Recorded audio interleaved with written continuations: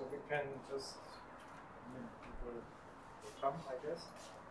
So first of all, sorry I messed up our schedule by being sick last week. But now your presentation will also be postponed, right? So maybe we will be kind of in time. Today we will discuss a little bit the MEG to discuss some ideas on the analysis, and our Chinese friends will present some pre-processing steps, and afterwards Tal will prepare us for our visit of the Gate Lab next week. I went there on Tuesday, I think, to make sure the device, everything is working, and we even succeeded to run the app. We will get some device that is attached to the chest, and something that measures oxygenation of the blood optically. And if somebody of you has an iPhone, he or she can record it themselves in the lab there, because it works well with iPhone. There's no Android app yet for the device. We will leave here at 12 o'clock from the main gate. That was all easy. Yes, it's okay. Everybody knows where's the main gate, right? You know, the main gate. Is it number one? I don't know. I think it is. It is called gate number one. Okay, makes sense. Yeah. It's where all the cars enter. Near Roma. Near Roma. Roma is there, and all the food. There's a supermarket and stuff. So we meet there 12 o'clock next week. Okay. We go to Ichilov, to the Gate Lab. We get the tour, and then we do some experiments. And then we'll get the bus back, I think, at 2:30, so that hopefully by 3 o'clock we will be. No? Still a fifth.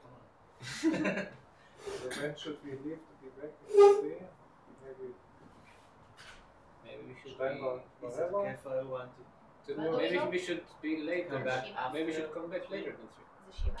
No, I cannot say we come back later, because the class is from 12 to 3, and if I say we come back at 4, but we are master and PhD students, so maybe it's fine for us, because we don't have class but maybe afterwards. some other students have classes afterwards. So I have to make efforts to be in time. So if you say let me check. 2:15, if we say we leave there at 2:15, it's still enough, you know. But if you want to leave here at 12 o'clock, we will be there at 12:30. During noon, there's not much traffic. Let me check. Just Google Maps. So whatever. But we can go earlier, maybe. No, we can also not go earlier, because some other students have maybe classes and stuff. I only have window from 12 to 3 in Malaysia. No, it's fine. It's half an hour. It says. Okay, whatever. I mean, in the end, if we come there later, or we have to leave earlier, then we just shorten a bit the tour, you know, and it will be okay. Good. So, any questions about this? Good. Then we talk about the MEG stuff today. Perhaps because now we lost one class, perhaps by the end of the semester we do an optional class for everybody who wants, where we discuss a little bit in more detail what should be in the notebooks. Okay. This was maybe not so clear, and I wanted to talk about this last week, but now we didn't have the class, so it is postponed. Good. So let's start with this. Actually, we also should present today about the EEG analysis. We were supposed to, but you guys. No, not you. This I know. or was supposed to talk about short and long range correlations in the EEG data. But nobody knows where he is. Okay? Next time. Okay, now we start to get some basic information about the MEGs. This is the whole name of it. It's a very long word, so it's hard to read it. And some basic information is about definition. Definition is that it's a non-invasive imaging technology for measuring magnetic fields produced by neuronal activities in the brain. The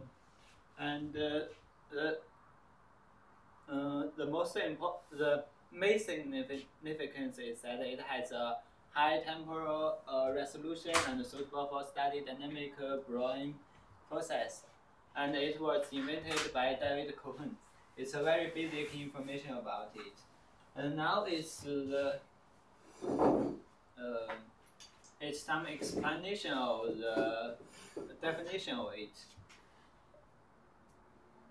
Can I make it small?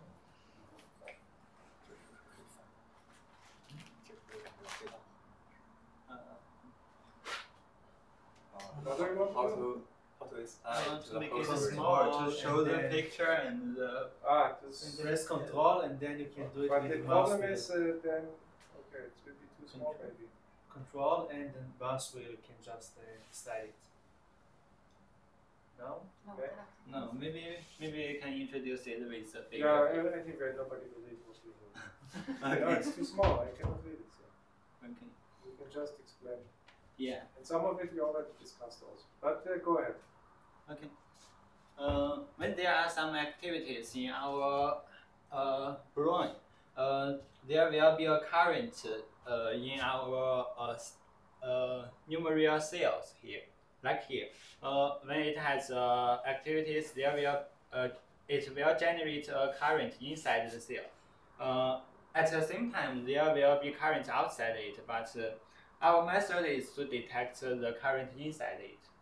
And so the structure of neurons, everybody knows, dendrites, axons, and stuff. Okay, yeah. So you have electric current going through, and this makes a magnetic field, and then you get yeah. Yes. An important point is that in general, in our brain, our cell is not in a same direction. So the current will in a disordered direction. That means if in that way the magnetic field will not be constructed together, so it will be disordered magnetic field. And what's special with this area? There are some special area in our brain called. So just a question. So if you have dendrites, okay, that so they have all kinds of orientation, right? Yeah. They can be right. all kinds. So from what dendrites would you get the highest contribution to your MEG signal? The ones that are parallel to the surface, or the ones that are perpendicular? The cell is parallel to our brain surface, so it will generate a perpendicular magnetic field, which will be projected outside our brain. So you get contribution from the ones that are parallel, you get the most contribution, but the ones that are perpendicular to the surface, you won't get any contribution, right? Yeah. Because when we measure it, we will measure outside our brain, so we need the magnetic be projected outside our head. The name of this cell is the here. Pyramidal cells. Yeah, pyramidal cells. It's a special area in our brain. And when the magnetic field was projected outside our brain, we can measure it with the S-qubits or other method called OPMS. In fact, it's also the application of Maxwell's equation, because here is we convert the current into magnetic, and when we measure it, we convert the magnetic field into back to the current to measure the strength. of it. So it's a very simple principle. So in the, sorry that I interrupt all the time, but I just want that everybody understands. In Gonda, they didn't have squids, right? That's what he explained us. They gave carbonate. Why? Somebody remembers? Helium. Helium, very expensive, right? You have to cool it all the time, keep it super conductive. So they have this laser. So this laser technique is this optically, can you go up? This is what is meant by optically pumped magnetometers. I guess, I'm not sure, but it sounds really Yeah, okay. Optically pumped is the laser magnetometers. How exactly it works, I don't know. There's a cavity, and using the magnetic wave, we just changes the cavity itself, so we get different. It affects the bandwidth of your laser because of it's not cavities, it's laser diodes or laser diodes, and the magnetic waves induce something in the medium that affects the cavity itself. The cavity of the laser. So we get different phases and different wavelengths, and they measure the phases differences, and this is how they know that you have strong or weak magnetic reaction. Okay, good. And another important point is that magnetic shadowing. In the experiment, we noticed that we are in a closed room. That's because because the magnetic field in our brain is very weak. It's 10 to the power minus 50. It's femtosecond. But the magnetic of Earth is microtesla. It's about 10 to the power minus 6. So the magnetic of the Earth is much stronger than the signal in our brain. So it's very necessary to shadow the magnetic field of the Earth here. And to realize it. Is this AI generated picture? No, I generate it with ChatGPT. It's AI, yes. Yeah, I find it. Nice. I want to find a picture in the internet, but there isn't a very good one. So I let it to generate a better. It looks like the Borg from Star Trek. Yeah. It's also like what we did last. It's nice. In that room, a shadowed room and a helmet here. Yeah. This was over there. Yeah, I didn't have such a big head, but.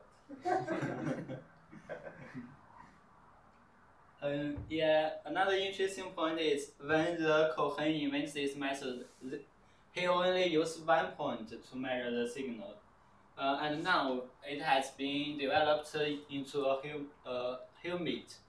There are many sensors here. And then it's about the application. The most important application is that source localization. Because when our brain generates the magnetic field, we will measure it. But most important to find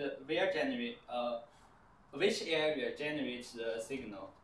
So it's a reverse process with the measurement. We will detect the source of the magnetic field. But the basic challenge is that it's not have a unique solution. That means many different components or different areas will give our similar magnetic field. So when we want to use it, they will use a localization algorithm to get a best one. Not the best one in extra, but the best one in their calculations here.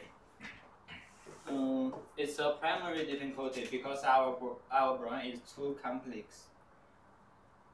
And in research, the main application is make use of the temporary precisions and the functional mapping.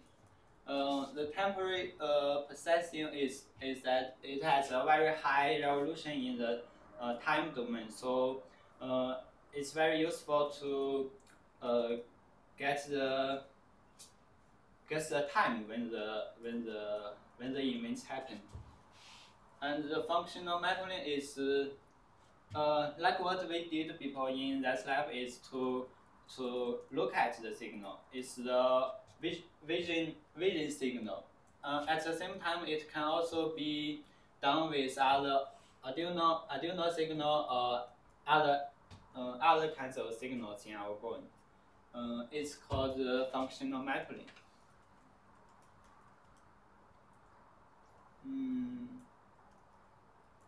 And in clinical applications, it can detect the brain connectivities and neutral oscillations, and also focal epilepsy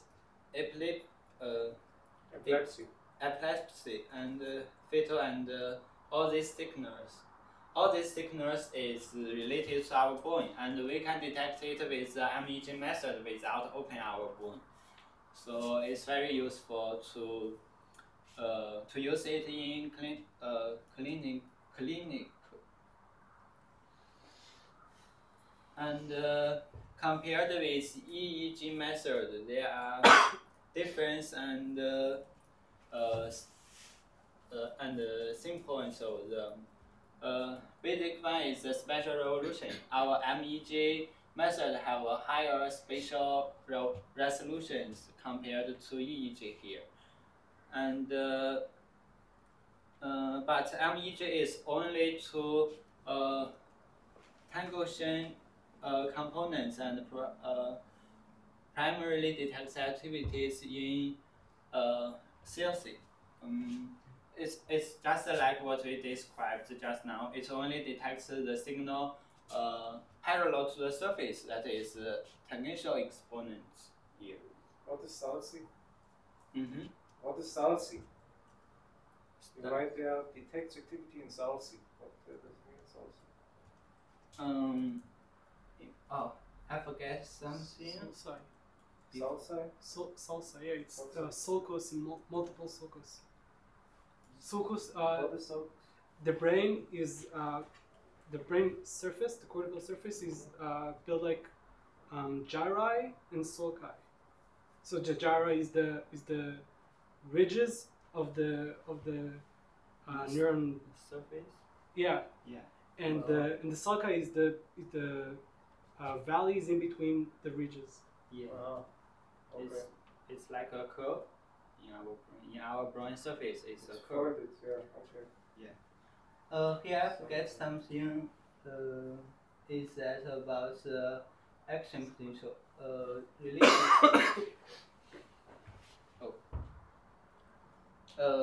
Action potential is a basic notion in biology. In fact, it's in our cell when there is a signal, it's positive outside and negative inside, or opposite. And when there is a signal, it will change both sides. That means there will be a current to the left, and at the same time there will be a current to the right. So it won't change. It will generate a magnetic field. They cancel each other, so we can't detect the signals generated by the action potentials here.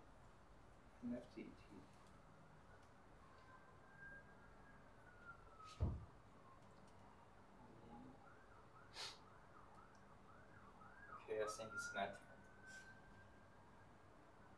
So what do we detect then if you don't detect the action potentials?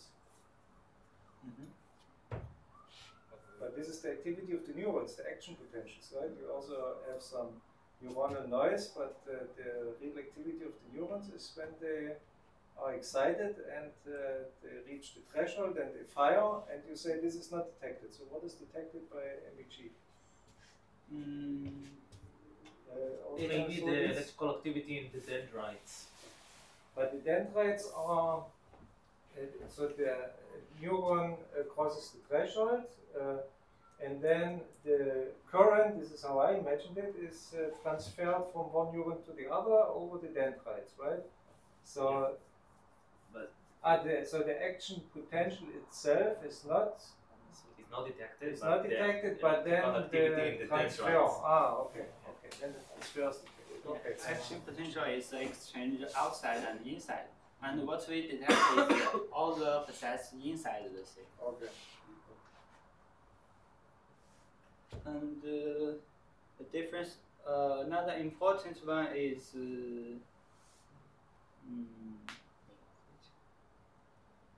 it's here. The EEG method is sensitive to extracellular vacuum outside the cell, and the MEG is to detect the signal inside the cell. That's an important difference of these. And there are also some difference with the sensitivity and the reference. MEG is a much easier method without reference. It means it's reference free here. So that's all about the basic knowledge of the MEG. Do you have Good. more questions? Actually, when I said about so this is the topic about research ideas on MEG, or you will talk about this also later? I mean, what you presented now was because there were two topics. One was research ideas on the MEG data, and one was pre-processing of MEG data. So what you presented now are the research ideas on MEG, or you will talk about this later? This is a general idea. This general, right. But you will tell us, because my problem is I never worked with MEG data. And I wanted you guys to give some ideas what we can do with the data, right? We have to That's the next part. This is the next part, okay. But the pre-processing is technical, it's not... Yeah. So That's afterwards the okay. post-processing. Good. Yeah.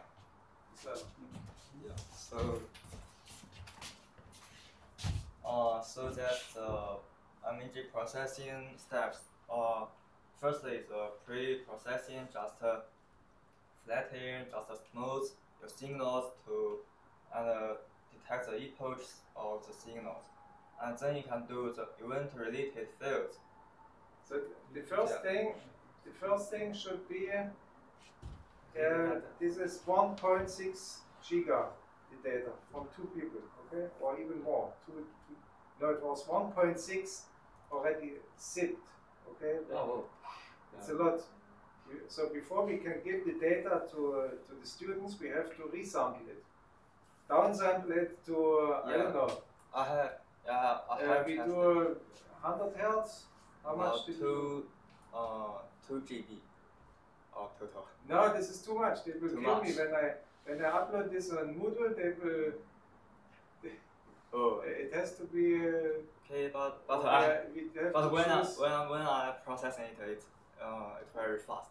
Not so much. Ah, yeah. It's Yeah. very fast. Okay, Also, good. So also go ahead, 2 maybe- GB. So we have to find maybe give you a link to download the data from Google Drive or something. I will not upload it to Moodle. Okay. Okay, good. So go ahead. Let's decide later. So I will talk about the energy processing, the whole processing, the basic steps of the how to deal with the signals.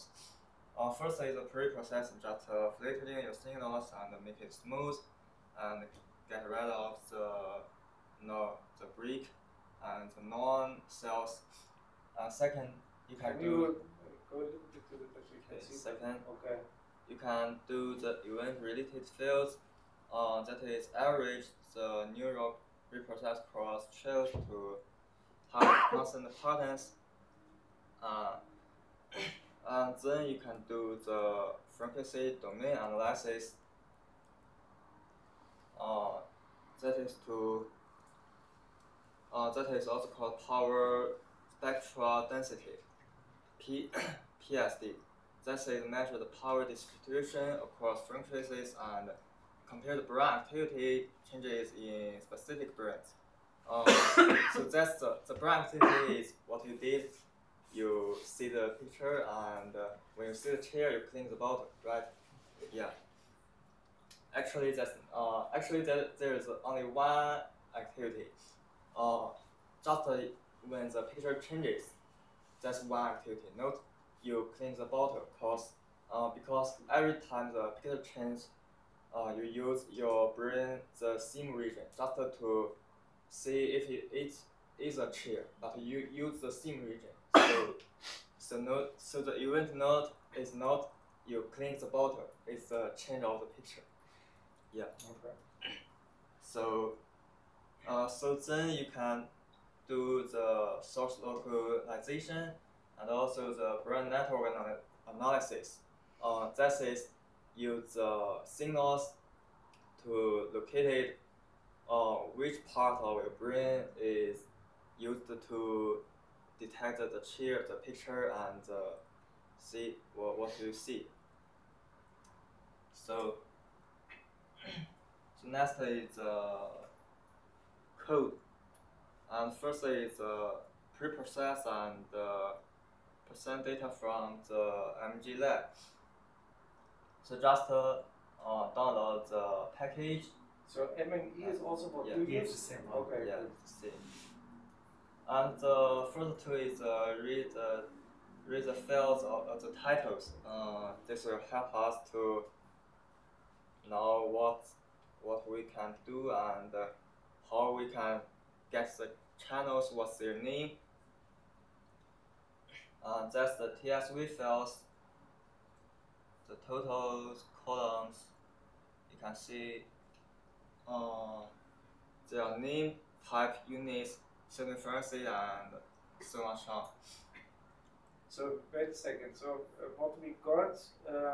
So Shai actually copied for us the data and sent it to me. So these data, how do they look like?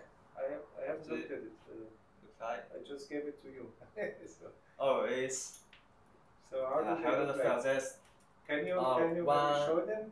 Can you there are hold them? four. And That do you have it on your computer? There Yeah, are- it's in your email, so you can. Oh, Actually, I have it also on. Okay, Should I upload? How to? I mean, let me show you. I have here. The data.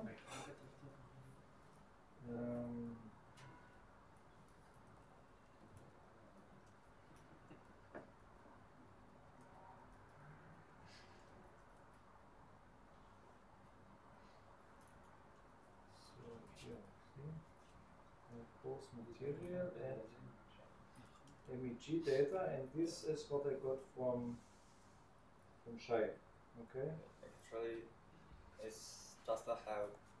So should I move this now inside the collab, or how do you want to? No, actually it's very simple. Just 4 files. Yeah, the one are. Let me see the. Should I first unpack this, or? Yeah, if you want to do it, actually it's very simple. Just 4 files. I've done it with my code.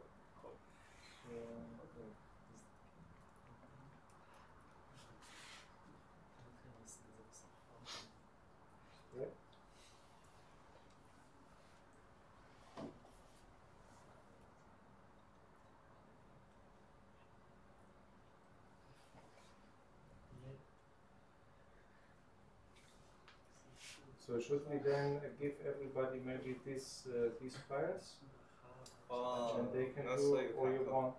Because I have processed it and it's, So maybe we give them the process step. yeah, and Okay. make the new files. Okay. I sent to you is the processed files. Yeah, but I could not somehow open it. Oh, It was empty. Here. So Yeah. this is subject 1, subject 2. Yeah. How do you read them now? just open. Yeah, there are 2 files. You can Yeah. The you can open them with text file. uh 你的这份 okay. 是为了那个地方。 oh you This is the metadata. Yeah. It's not the It actual is like a data. text file. Yeah. Okay. 慢慢， This CSV and the other one is FIF. 那个东西不是 so what is this then? 刚。 Subject 1. 嗯。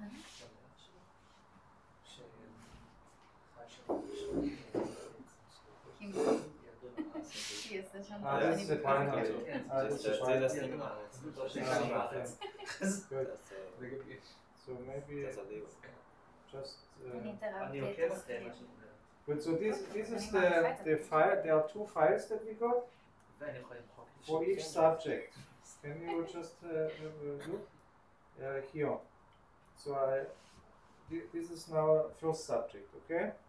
First subject, we got two files. One is TSV and one is a It's a fit file. F5. fit. Yes. Fit is binary. You cannot read it. It's fifth. Fifth. Fifth, not fifth. FIF. Yeah, it's fifth. Okay, so it's Fifth, yeah. Fifth is binary, but TSV is a text file that you can see. Yeah, it's separated by space. Yes, you see, this is the TSV file. So What is this? The sensors. Yeah. But that's this the name. is just the 128 sensors, no? How do Yeah. we know if the picture was exhibit A, B, or C? How do you know? Do we have some data about the pictures that we have been shown during the experiment? Some Data annotation. No, they are in the FIF In file. the alpha, Yeah. okay. Okay, good. Then continue. Then Yeah, so just I just want to understand, you know. okay. Yeah. So yes, you can load the data. Is it possible, or Actually, you don't need to? I think I have run the result Yeah, on sure. my notebook. Ah, okay. So then, go ahead. Okay, so the TSV is basically a summary, right, for each sensor or some It's a configuration. I think. configuration. Yes. Yeah. Configuration, and the real data is in the fifth. Okay. The real data is in the fifth. Let me check if I have read the FIF files. Yeah. Ah, yeah. Yeah, So this is that's the way the- to read the fifth file. Yeah, that's just to get titles. Cause you need to get a signal. You need the channels. So you need their name and need the titles and know what's the constructor of the file. So Okay. so that's this part is to do this. And you got just channel names and the styles. Also some channels. So there is a four These event are the channels. channels that maybe we are not working, or No, that's these four channels. They are maybe do the same things because the data is very close to each other. okay. And I choose four because its events is most related, most same to the number of the picture. So that's the events is the change of the picture. Ah, Yeah, really. that's about right. Right? It was 3 minutes. No, how long were you sitting in? 10 minutes, maybe. Yeah, but it was repeated 3 times. 2 times for me, 1 time for Ina. Ah, Because they forgot to record that. So yes, eventually right. it's 2 times. 2 times, but the series was only 1 time. Yeah, I Or- don't think it was. Maybe it's randomly generated. I don't know because it differed. It was not it's in the same sequence a few times. I think he told us it was randomly generated. It looks like But was. it was, Shai, you remember, it was 200, about 250 events, right? I don't remember. I didn't count. Well, you weren't there, you had an experiment, I remember. But somebody remembers? Yeah, I remember about 4 or 3 seconds to change my picture. So that's the frequency, and I chose. Okay, no, it's about right, so 249. But we don't know, they were of 3 different types, right? This we don't know. We don't know which type is what. Yeah, because it's hadn't.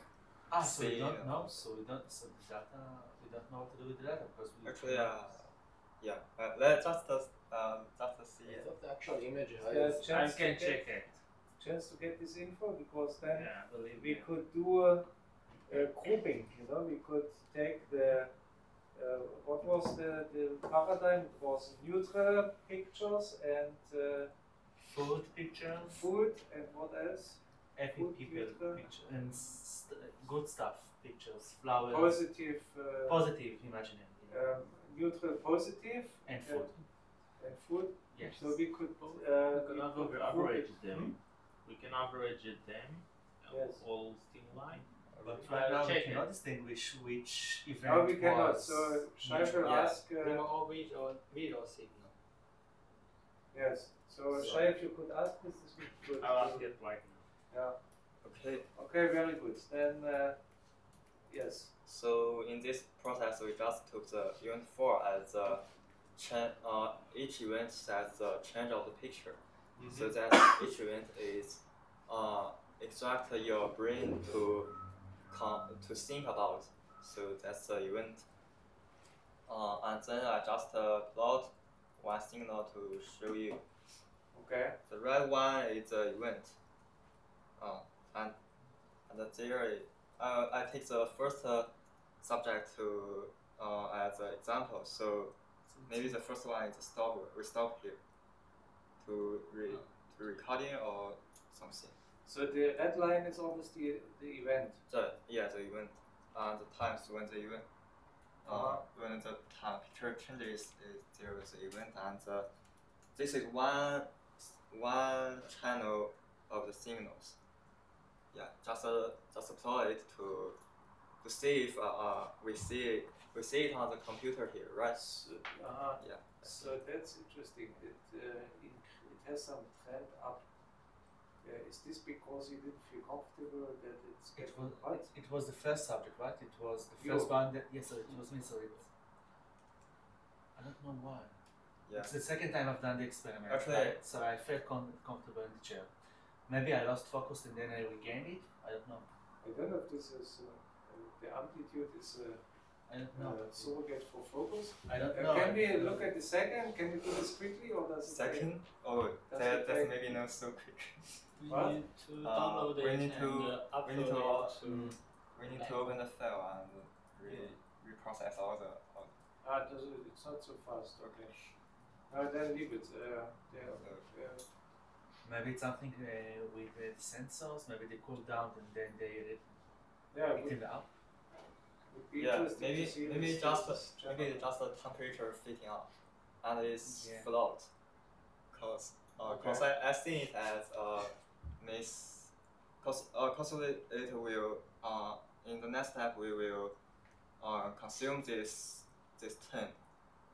So, Okay, good. Yeah. So it may be not about your water, about the thinking, just the machine Yeah. and all the things. Yes. So this is already one sensor, the amplitude, and already downsampled, or it's the full sampling. What was the sampling frequency? 5K or 1K? What was? Sample frequency.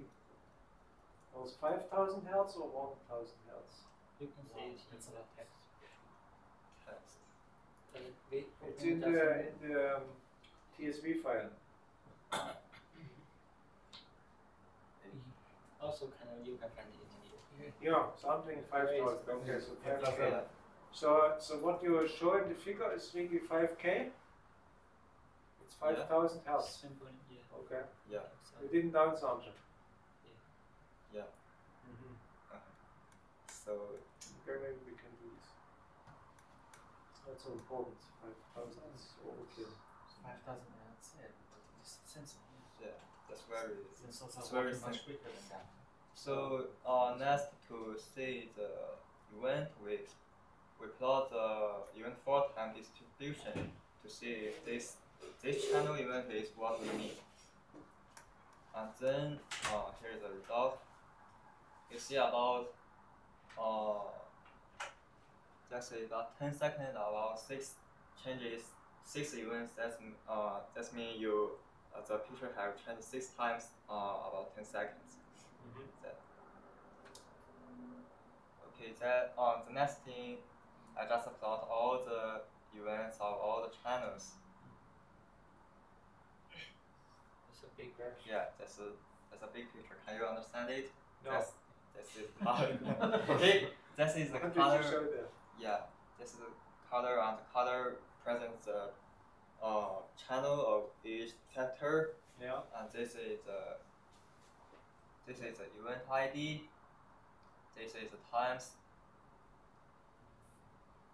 So every 5 just- seconds you put. so you just count how many events happen, and that's all the channels, and No, What but we wait, do- wait. So you have over time. So the dots are the big events. yeah, The events are pictures, and you show on the y-axis the channel. about Somebody understands this? On the y-axis you show the channel, right? On the x-axis the time. This Yeah. must work the entire time, no? All the channels. cause Yeah, so why- you just count. There's no the number. You just count how many events are there. So each you see the same color on the same X-ray, right? Yeah. Yeah. So you just count how many events are there. There's no the number of the event. Maybe I don't understand what is an event. Event is picture swapping. Yeah. And what is event ID? Event ID, what does it mean to have a different event ID? That's the channel. Different channel has a different ID, and the event ID is a different channel. Every channel when they get the event. So every time, in every time, different channels are working and some of them are not working. Every time, maybe the event not just one event. There are many event channels. So Let's say at 35, okay? At second 35, what is our picture, okay? Okay.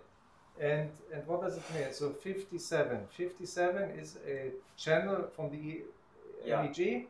that's a channel. And what does it mean that only this channel is chosen by you? What does it mean? Okay, so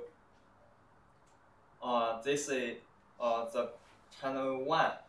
That's the change of the picture. Okay. And this color this one is when that event occurs, this channel gets this event. You mean But what is this event? the same event? But you see just one channel get all the events and others not get all the events. But what do you mean? The channels are on the helmet, right? The channels are on the helmet and always sees the pictures. So, so only one channel is active during this. I mean, what is this point? What does this No, point maybe- mean? My No, brain maybe is not that this- active. I don't know what you think, but only one channel each time works in my brain. I'm not that smart myself. I don't believe it. It's a channel But detector. I looked the same time at the monitor and it looked quite okay. It bluffed. It was all the time oscillating. Otherwise, I would have taken you out from here. So I don't It's get it. not- Somebody understands it. Okay, I so don't get it.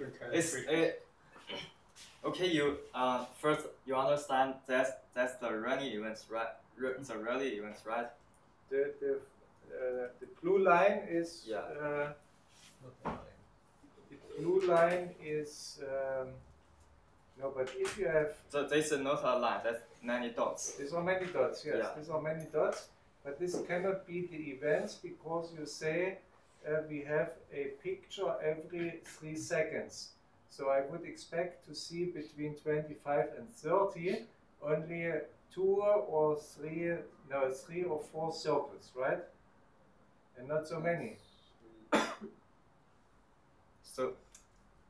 So every events you can count them, but you don't need all the channels to detect the events. So right? You just need some channels to detect it. Yeah. And the event is all the channels you need and add them up, right? No, not right. Because so how do we detect it? So basically you have now you see a picture, Yeah. right? And you look at all the MEG channels, and then what do? You detect what? No, not detect, just cause the detect this is just the code of your the code you set it. You set the event, not you detect the event. Maybe it Because says you control the change of the picture. a big fluctuation in one of them. It says that hey, there's something this time. Maybe it's not a very intense event, and then you get these lights. No, Maybe we look at the code. How did you plot this plot? Can you show it? I don't. Maybe there's a threshold. Why did you say that only 3 or 4 between 30? Because every 3 seconds you have a the picture. measure. It depends how you So define if an you have- event. Yeah. So if you have 5 seconds, there should be just two points. It depends. Maybe an event is when you swap pictures, and maybe an event is when you detect something in the Above vector. threshold, something. Yeah. Above Fine. a threshold, maybe. Maybe you have a threshold, and then what do you mean? there are two types of events. One of them is when a picture changes, right? The other one is when a detector says, "Hey, I got something." So maybe if you are above a threshold, that means that the detector is it has a very high intensity. No? There's not the detect the events. Yeah, exactly. Yes. So for you to know that you have an event, it's supposed to be either 0, you don't have an event, or 1, you do have an event, right?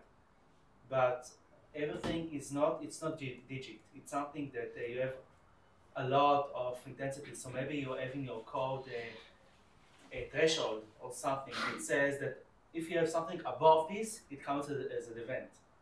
Do you have something like that? Yes, let's look at the code. So events is this routine, find events. It takes the raw signal, which is really the MEG, and then he looks for something that has a minimal duration of, this is in seconds, 1 millisecond, or what is it? What does this mean? Minimum duration of 0.001 is this 1 millisecond? No, just the 5 seconds. Do you remember? This is based. This is not seconds. This is sampling. Do you remember our sampling is 5,000? Yes. Yes, and this is a 5 seconds to run the events. Okay. Perhaps the raw data is spaced for 500 seconds. So the It's iteration fine. you divide it into 5 seconds by doing But this is based on the points, on the data points, or it already converts it into seconds. That's the question. That's the yeah. So that's the count. That's the count. But then why is it called duration? Okay, so this is something to think about. Or specify shortest event length in some. Or to specify shortest event. This is basically the shortest. This is given by the sampling frequency. Now I understand. It's given by the sampling frequency, the shortest. Yeah. Okay, it's written here. Should have continued reading. So shortest event length samples is this times the sampling frequency. Okay, assuming desired duration is 0.001 seconds. So this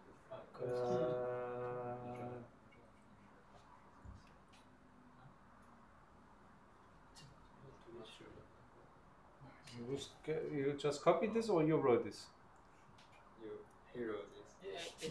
When I read it, it's corresponding to here. Because in our brain, if they are very sharp signal, very sharp event, it's not the event we create. Maybe some very quick, some very fast signal. We won't want that signal very fast.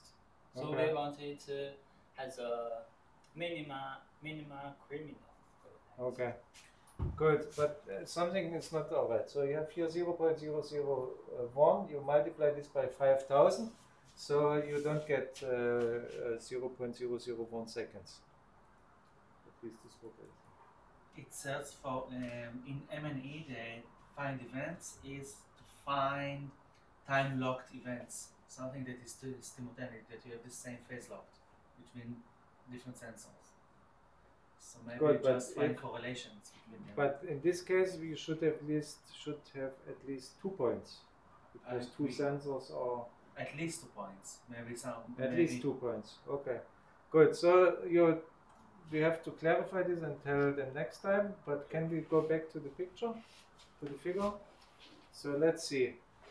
For 44, for 35. Okay. So we have at least 2. Okay.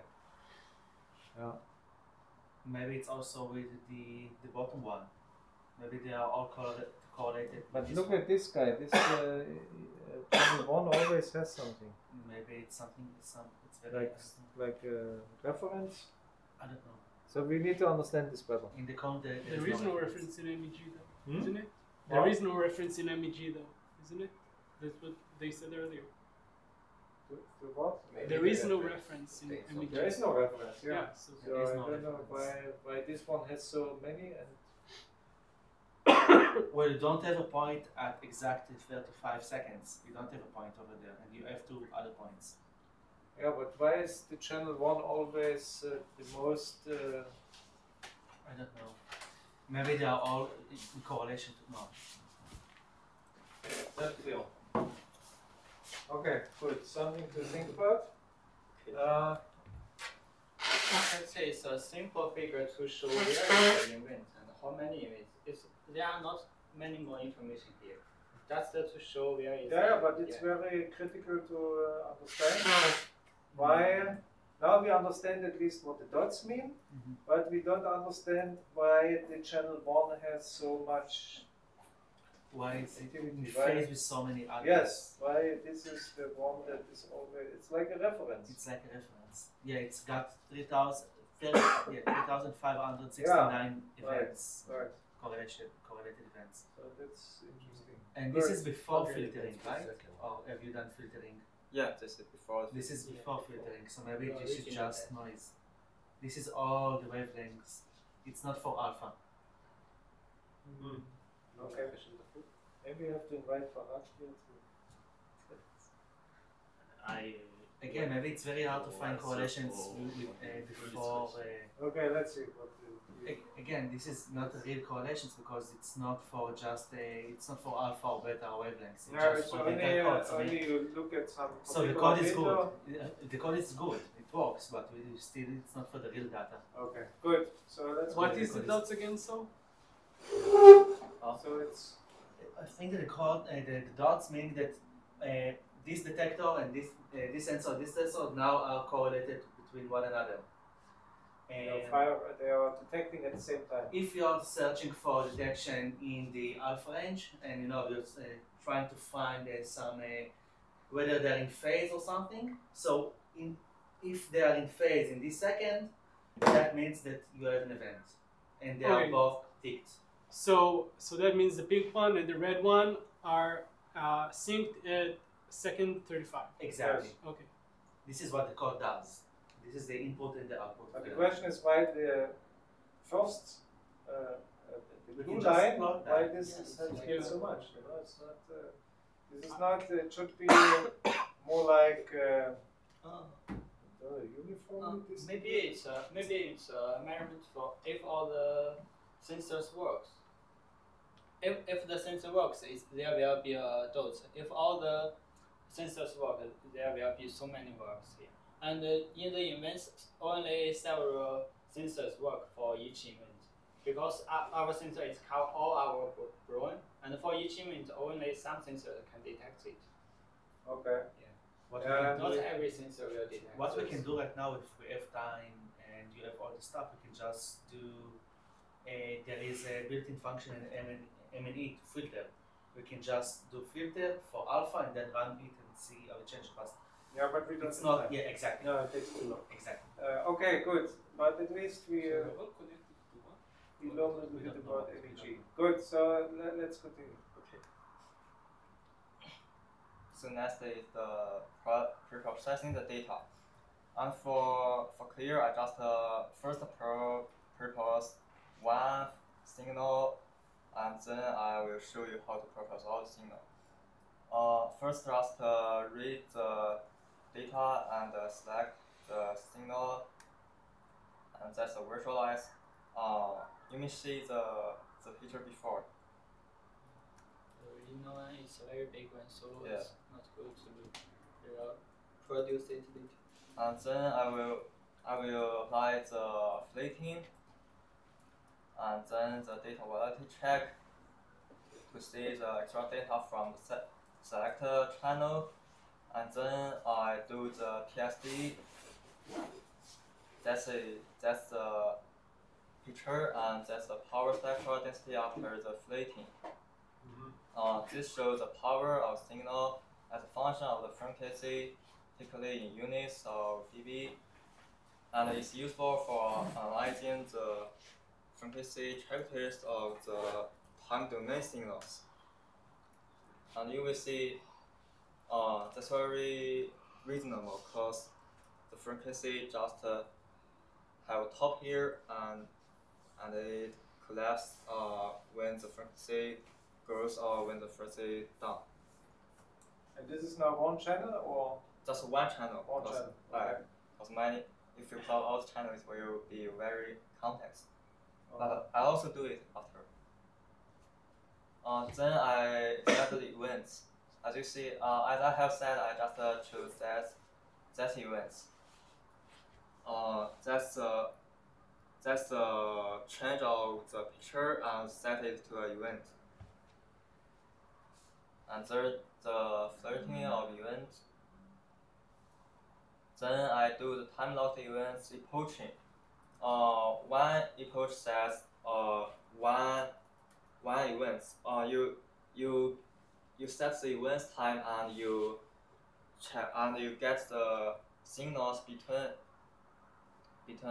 just before or after the events, and you set the segment to epoch.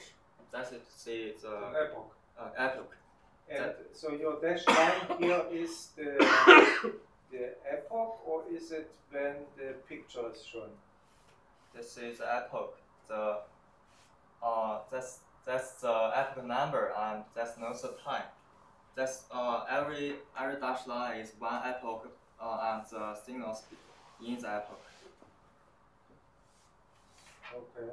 Okay. What does epoch mean here? That's the time window extracted from the continuous raw MEG signals and centered okay. around event time. Event time point. Yeah. So this is. It's like a segment, or Yeah, It's a that's one segment where in the middle is exactly when the picture is shown. So it's a little bit before and a little bit after. Okay. Okay, it makes sense. I'm afraid there are many eye blinks in the data. At least from this Yeah, they have better one later. section. This is the raw one, so it's Yes, accurate. it's also They have good. better later. You see, it's not easy to work with data. Huh? Okay, good. So next I see I have. Yeah, next is I just process all the channels. It looks worse, but it works. So what is shown there? This is the orange signals of the channels. All the channels, each little ring is one channel, so here it's also ugly to see it. okay. And And it's just activity or already This is already done and the field. just activity? Okay. Yeah. Now I have power spectral density. Yeah, and After this filtering. is all the channels and the color here, and the picture here is where the channels that's are. nice. Yeah, Okay. and then is ICA components. That is to say, let me see here. The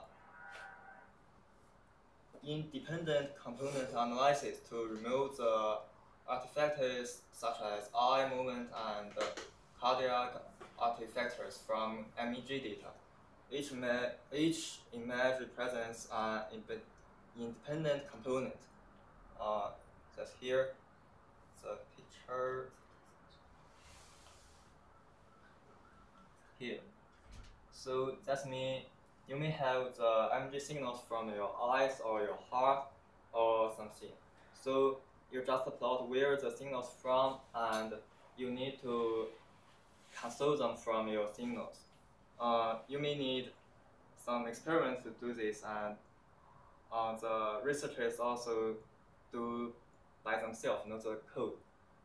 So you just need to know where your eyes energy signals from, and you see it, and you console it from your signals. Did you do the map of all the signals? It's reading function. It's a map, right? Of all the signals, all the points are detectors, sensors. Yeah. Sensors. Yeah, that's the How sensor. did you map it? It's very nice. Yeah. Okay, so It's the software. It's So it just calculates. how does the software know which sensor goes to which position in the head? yeah, they have this. You give this information. You give this information. It knows where each. It knows beforehand. Yes, and then it tells you which component contributes most to the signal. You know, over time. Nice. And then you can somehow take out eye blinks. Not exactly how. I did it once. I forgot how to do. Shall you remember? Yeah. I do something similar in each. Yeah, sure. What you do is to watch the raw data and see if eye blinks. You normally can identify it by eye and see if where time where eye blinks occur, ICA component activity is higher. Okay. And then you choose to remove the data. Okay. But these maps used for identify line noise or something like that. Something systematic. Yeah. Okay. Good, but it's not so. I mean, we are not doing research on this. Yeah, so people need to understand, how it works. that's just the basic steps. Also, we will do. We won't do it, but there's a The steps. take-home Yeah. message is that it's very complicated. Okay, and Yeah. some people they do PhD on this and are busy the whole 4 years to find out how to do it. Good. Okay. Okay. So yes. Next picture is just the filtered signals and the approaches from all the signals, output from all signals. Okay. Good. Okay. What is ERF? So next is ERF analysis. That's the event-related field analysis. It's a method for extracting and analyzing event-triggered neural activity from MEG data. It goes to average the brain's magnetic field signals before and after specific events. Yeah. So just average all the signals from your events and see what's the see if there are some features of the signal. Good. Yeah. And then the result is here. Not so good. Yeah. Yeah, but you can see the some high or some down top and some bottom here. That's one. That's the event. Maybe it haven't been synchronized or something. That's when the event happens. That's when our signal happens. Okay. Also, because there are too many signals, maybe we can choose just now some of them. It will be clear. Okay. And then we can do the time frequency analysis.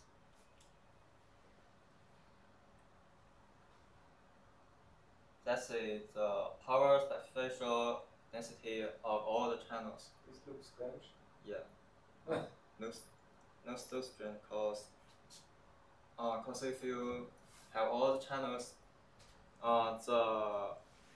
the frequency, the high frequency will be very small, and the density. Yeah, but it's not. Yeah, it may be some. If you took one, if you took one signal, it may be flatter. But if you took all the signals, it will be just seem to a lot. I'm not sure. Okay, good.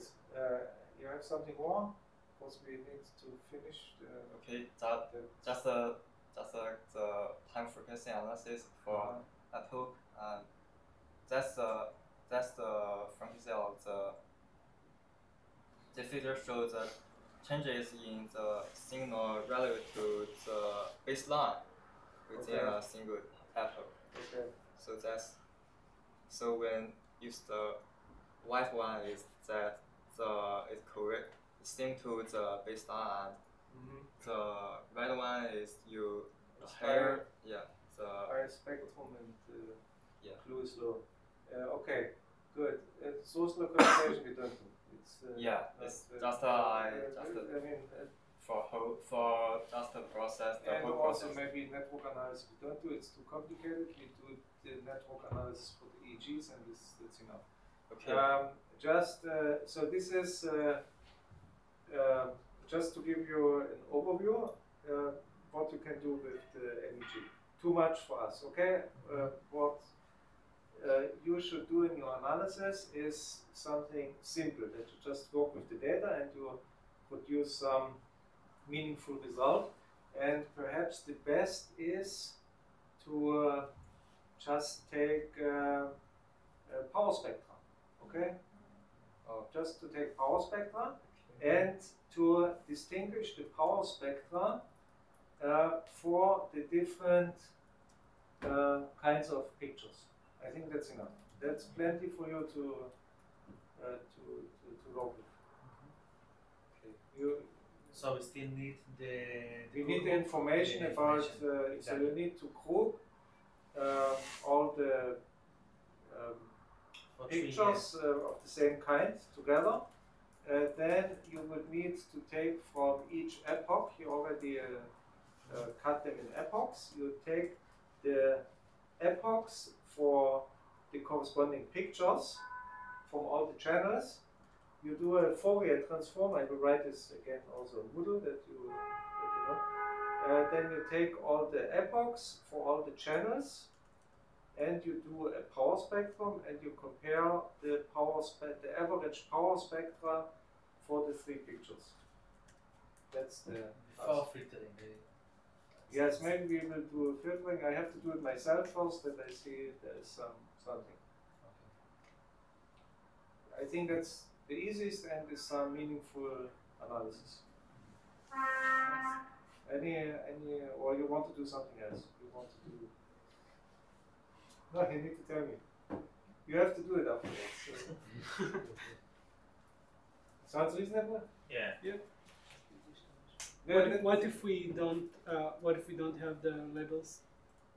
Then I have to think about what to do. Yeah, maybe they just deleted it. I think it's generated for any.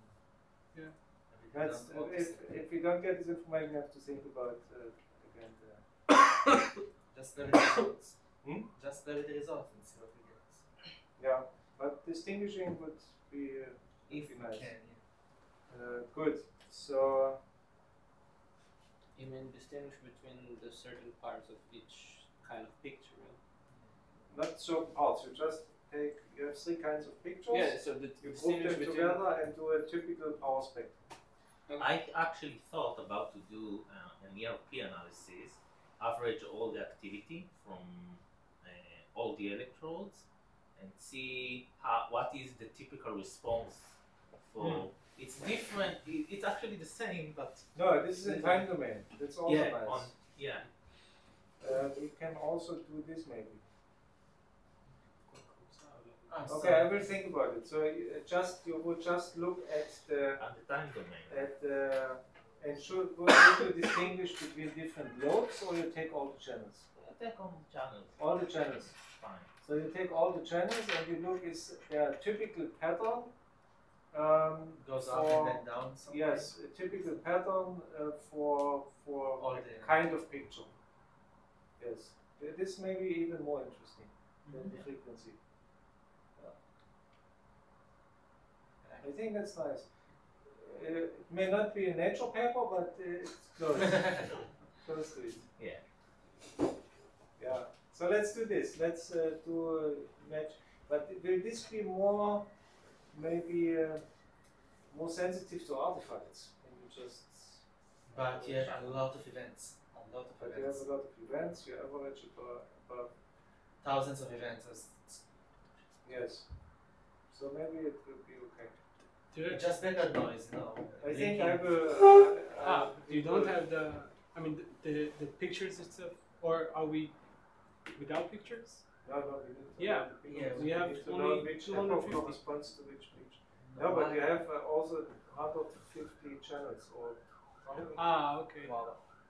and yeah, it's not thousands. It's close to 1,000. Events, you have 250, but you have a lot of data because of that. So if you blink, it doesn't matter, it will all just go to the background. No? I don't know. It's hypothesis. Yeah, good. Okay. Thank you, guys. Okay. Thank you. Good. So yeah, maybe course better to because yours is the new stuff. You need maybe half an hour. How much do you need? Half an hour, yeah. Half an hour is good. Or how much do you need? I think maybe the same. So good. Then we do yours first because it's the old Old one. stuff, and time will be for next week. So Okay. it prepares for next week. So it's better to. I sent you the. Is it next week? The next week is a trip, right? Next week is Next week is the trip. Yeah. Yeah. 12 o'clock and the main gate we need to be. I sent you the link in the mail.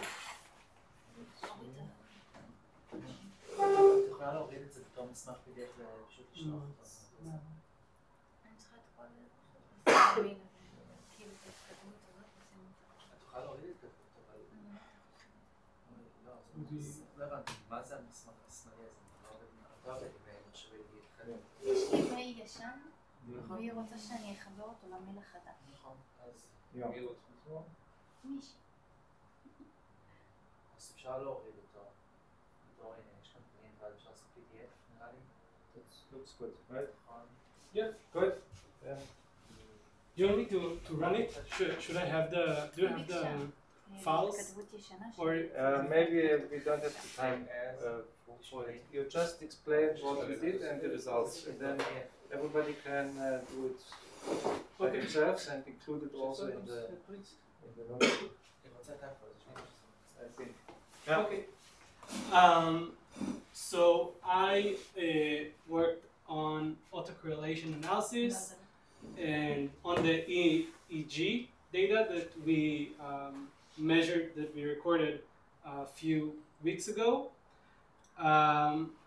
I had like stages of a workflow that I band passed the EEG data, and then I computed the instantaneous amplitude, and then I applied an analysis called DFA that we talked about in lesson 3 about fractals, and then I presented it in a matrix, in a color-coded matrix. So Everybody understands what's going on? Good. at Other first, correlations, we talked about DFA, we talked about how to. I just want to test it. How to extract an instantaneous amplitude of a signal. Also discuss this. Somebody remembers? How do you remember how to do it? Yeah, if it's a Hilbert Hilbert transform. You do a Hilbert transform. What is a Hilbert transform?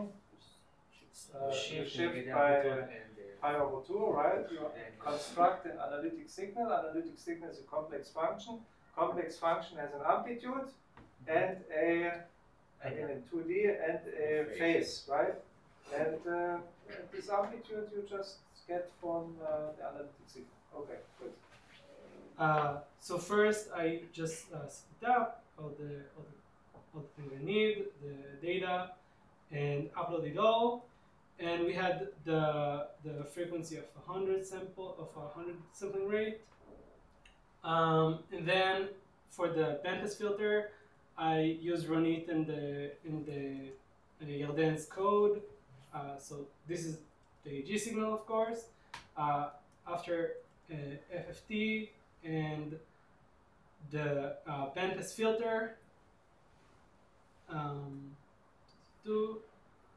to get an alpha band, and then later a beta band.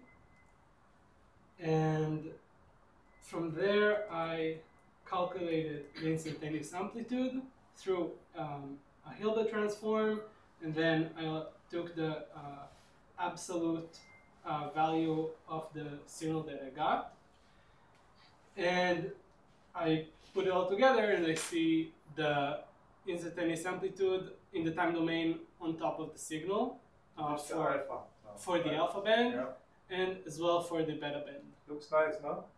This is the data from the experiment? Yeah. Nice. Looks beautiful. That's it's a window. It's like I chose 50 to 51. Yeah, but still that's nice. Yeah. So it's basically, I mean, the instantaneous amplitude is the envelope of the signal, right? Yeah. And maybe it's quicker than 30 minutes, but okay. And then we go to the DFA. So, like we talked about in class, DFA is deciding on a window size, on a range of window sizes, and then according to those windows, segmenting the signal or the amplitude in this instance, and calculating the variance for each segment, and then averaging over each of the window sizes, and then calculating the function, the average variance or the log of it as a function of the log of the window size. So then you get a log-log relationship. So you get your envelope signal, right? The orange signal that we saw before. How is this related, everybody, to the blue signal there? What is the blue signal in terms of this amplitude? What do you do?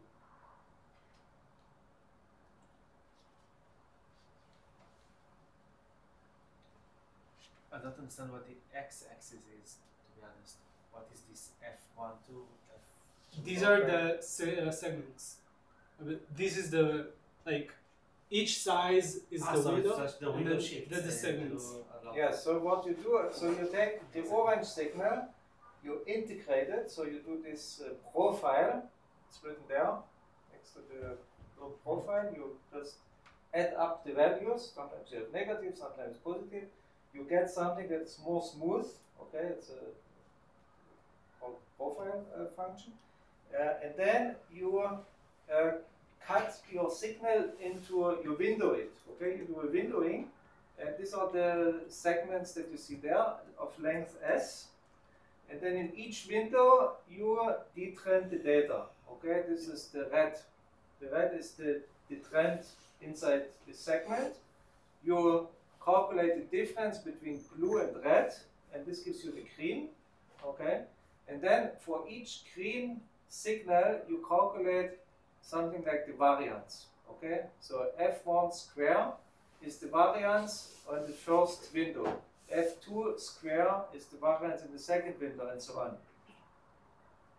Then you calculate an average variance for this particular window size. Okay, you have here in this case for window size S, you get 1, 2, 3, 4, 5, 6, 7 variances, okay, and you average them. This is your average variance for window size particular S. Then you take a different S, a larger S, okay, and you do the same procedure again.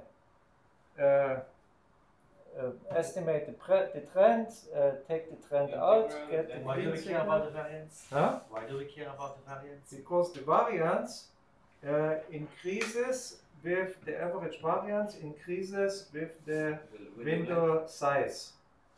Larger S, larger variance. Okay. And the more it increases, the higher are the autocorrelations in the data. If it increases, like when you plot log variance over log window size, and you get a slope of 0.5, it means what? White noise. White noise. So this is the typical thing for white noise. everything that increases faster or more strongly is autocorrelated, positively autocorrelated. Everything that increases less fast than white noise is anticorrelated. Okay, so this way we can distinguish between the degree of autocorrelation in the data, or whether we don't have, whether it's white noise. Okay, good.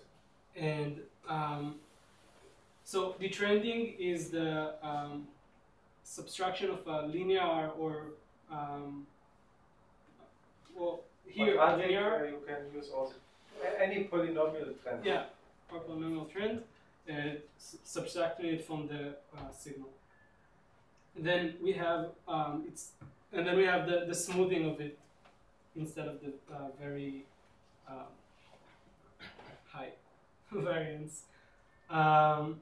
So this is the function itself. We have min window and the max window. We have we create a range of them, and then for each window size, we go we segment the signal or the amplitude here, and we will reshape it to have to make it more easier, and then we detrend it and calculate RMS, and then fluctuation over the average RMS for the window size, and then we show the log fluctuation in the relationship with the log window size, and then we get the scaling component. The scaling, so it's also I didn't get it so I didn't understand how it represents fractalism, or like how it represents that something is more fractal or something. Okay. This is what we discussed here.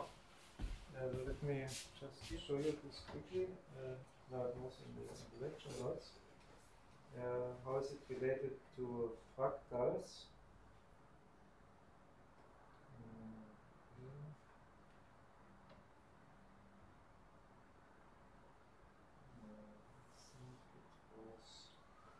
Lecture 3 is it? Yeah.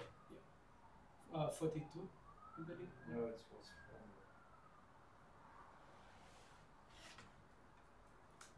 No, maybe the PPT. Maybe it's 5. No, it was So 3. Yeah. it was Maybe in the notes, and it was slide 42. It was when we discussed time series analysis. Here. Remember this stuff, time series? Then we ask about the residuals, right? And then how can we get information about whether there's noise or useful information in the residuals? And then we said, okay, this is very similar to percolation, right? In percolation we have this percolation cluster, and it scales isotropic. So when you zoom in with a square, right? And then you get a fractal dimension of the percolation cluster, and for a time series you do this anisotropic scaling, right? Anisotropic magnification. You do it with a rectangular, and but you can, in the same way that you calculate a fractal dimension for a fractal, you can calculate a fractal dimension for a time series. And this fractal dimension of a time series, this was explained here, this fractal dimension of a time series is like a roughness exponent. It also gives you a feeling how smooth or rough is the signal. So here you have... the closer it is to white noise, the more fractal it is? No, you can say...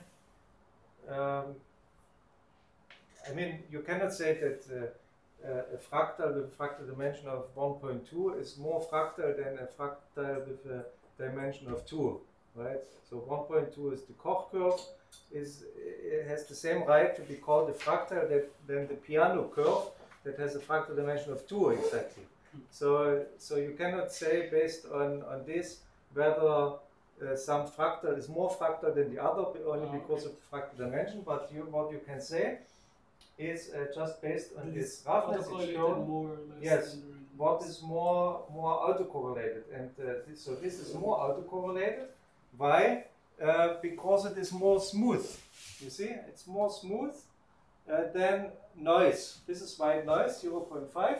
It's more fluctuating. No autocorrelations. Everything is random here. And here it's anti-correlated, meaning when you go up in one step, you go down in the next step. So this is like, it's not deterministic, but it's much more rough. The signal is much more rough and much more fluctuating. So this way you, and with the DFA you can calculate these exponents. Yeah, that's the exponent we get. Yes, this is the exponent you get, and yeah. So yeah, and so we took the scaling component of one of the channels, and we calculate the exponent for it, and then we also. But usually you don't do this. You do a fit. You just connected the dots. You have to do a fit through the data. You know, you have to. How do you estimate from there the exponent? To regress. Yeah, regression. You need to. But you did it above. You wrote there poly fit, right? I wrote the exponent itself. Yeah, that's the yes. So you have to fit through the data. Somewhere you have here. Okay, it should not be so. I think it's maybe because of the scaling. The scaling. Okay, good. We also tested it for all of them. This is all the channels for or the same channel over all files, over all experience, or yeah. And they're all below 1, right? So they are not all below 1, but. So actually, what you see. No, but all. Yeah, exactly. They're all below 1. They're all below 1, but they're all above 5, so they're all positively autocorrelated. Yeah. But actually, what I mean, it's good that you did it, but we need to change a little bit here because it's actually it should not go like this. You know, it should be a straight line. Or when it's not a straight line, you have some regions of different scaling. So here you have a window. I mean, it's a straight line here, with a certain slope, with a certain exponent, and later it is a different exponent, right? Mm-hmm. So there are two regions in the data. This is also what this region is called short-term correlations, and these are long-term correlations. Okay. So, but it's good. It's you give everybody the tools, and then for the notebook they can adjust this and. Calculate the correct regions. Okay, good. Yes.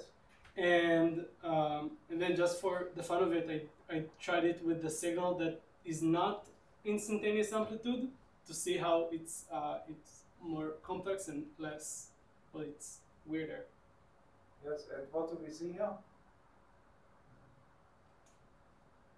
It's 0. It's not. No. Why should it be look into?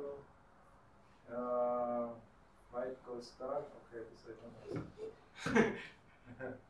If it would be the power spectrum, I would say it's 1 over F noise, but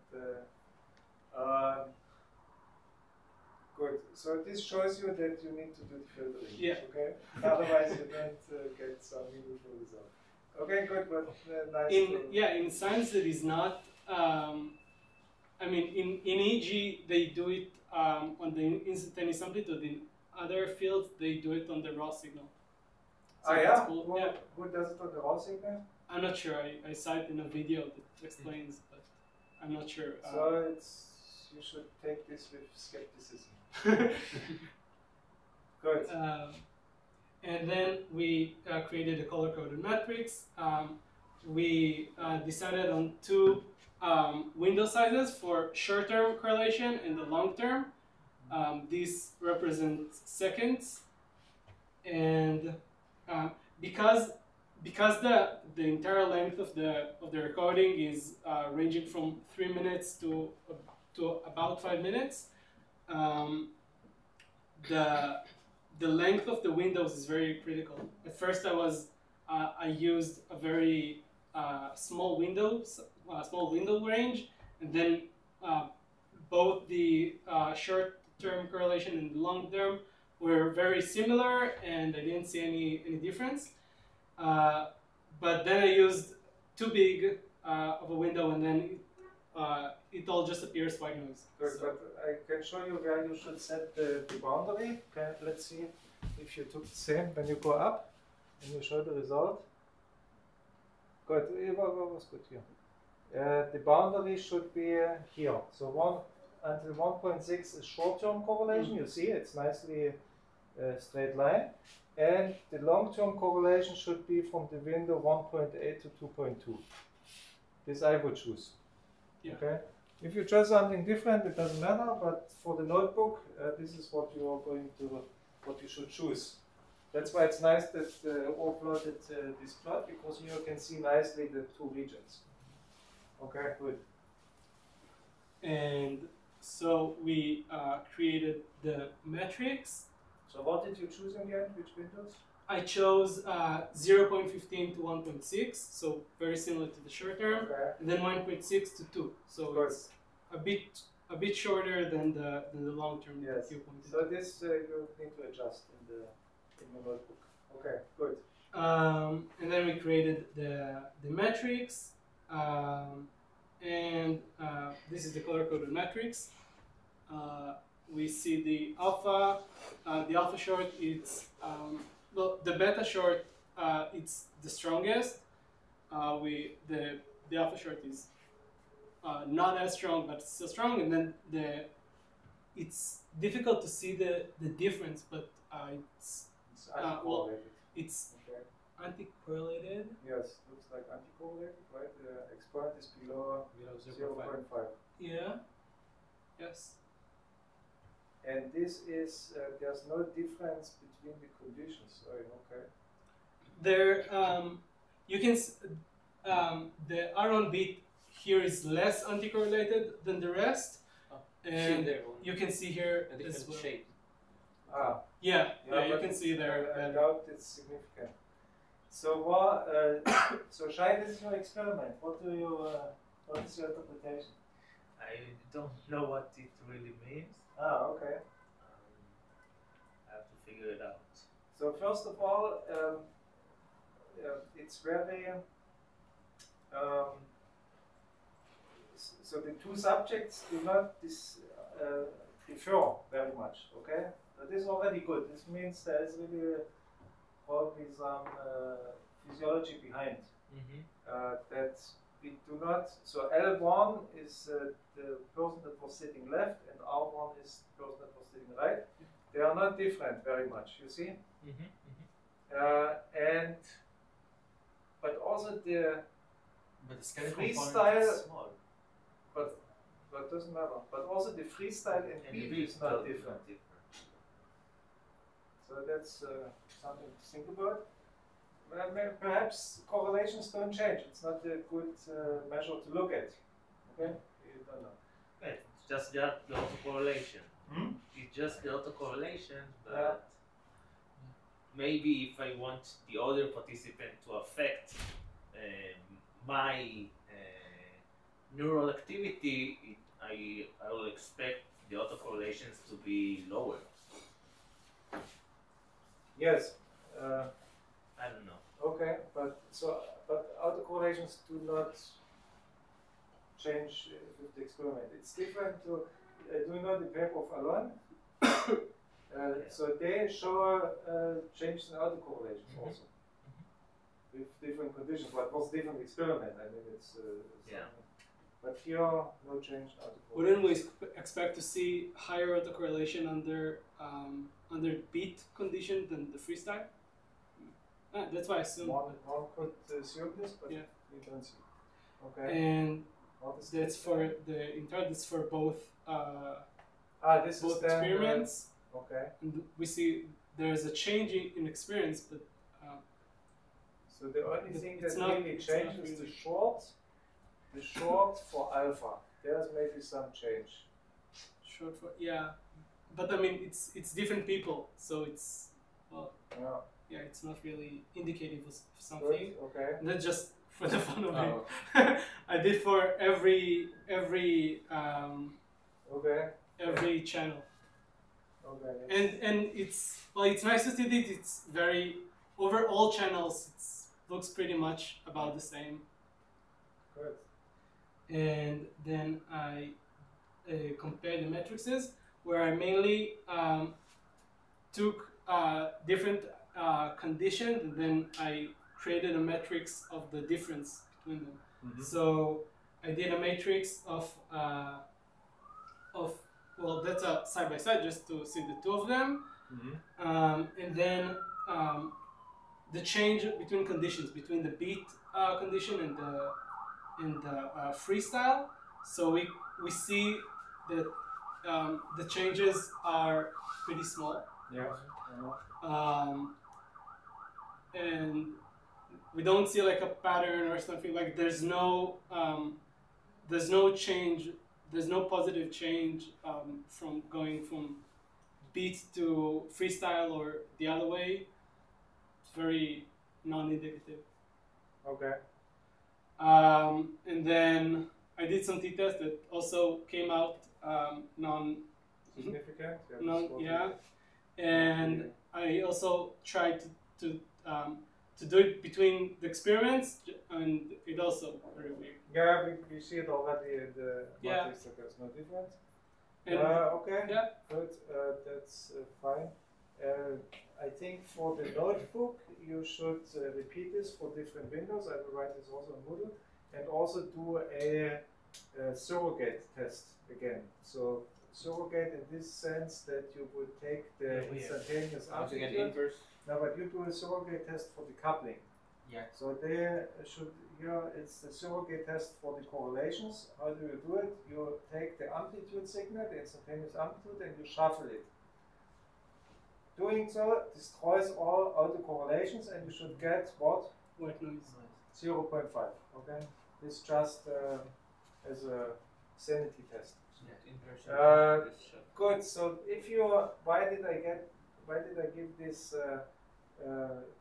short and long-term correlations to OR as a project? Because we did a similar analysis for sleep data, and there you see very different autocorrelations in different sleep stages. Okay, so in deep sleep you have much more random kind of behavior. It's like white noise, that's the noise amplitude, and during REM sleep, dream sleep, it is more long-term, it is more positive correlated. You have autocorrelation data. But for here we don't both see it. long and short terms? Yes. Yeah. Okay, good. Thank you. Good. So, very nice. I mean, we don't get significant results. So, Tal, we want to prepare us for next week. I mean, there is not much to prepare. Like, what do I need to show? Like, what do you want me to show? What did I write you about? There's like 2 papers that they need to show their analysis, and there's the code. Yes, right. So that's good. Okay. We'll talk about and I mean, I think most of the people don't know what this gate analysis. What we do for the gate analysis. I can do the presentation if you want, but yeah. We still have time. Sorry. We still have half an hour, so we can.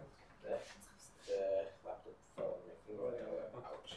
You need a cluster. It's okay. No, it's. I think it's internal. It's internal. Like, there's no blood flowing out, but there's something. So much about not getting injured in university. So the cable is here. It's okay, it's internal. You can put it. משפט ששום רופא לא רוצה לשמוע אף פעם. Okay. So I'm going to present about human gait.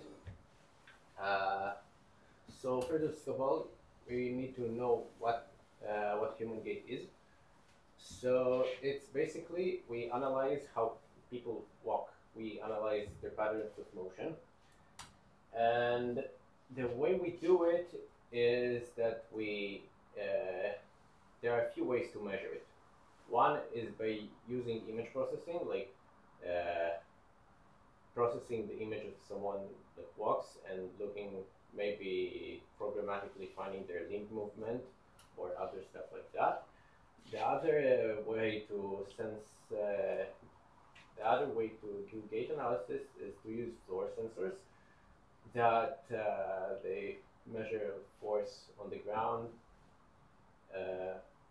and the last way, which is the one that we will use in the lab, is by using sensors that they're placed in the body. Like we use accelerometers, gyroscopic sensors. There's all these examples here. Like we use gyroscopic sensors, magnetometers, force sensors, and all of that. So the first two, image processing and floor sensors, this is so maybe just a little bit background. Your gait is like a fingerprint. Okay, so maybe you have noticed yourself, if you are short-sighted like me and you see and you forgot your glasses and you see somebody walking 100 meters from you and you cannot really recognize his face or her face, just by the way he or she is walking, you know who it is. Okay, so this was shown in a couple of studies, and the practical applications for this are that in some high security areas, like nuclear power plants, for example, they don't have you to scan the fingerprint or the iris, but they let you. We have to walk, right? You walk along a corridor, and either cameras are monitoring your gait and then deciding, oh, this is person X, Y, Z, and open the door, or you have in the floor some force-sensitive plate, sensors, you know, that measure the way you walk. It's also, and then the door decides if to open or not. And if you had a soccer game the day before and you injured yourself, you may not be able to come to work because the door doesn't open. But that's very stable.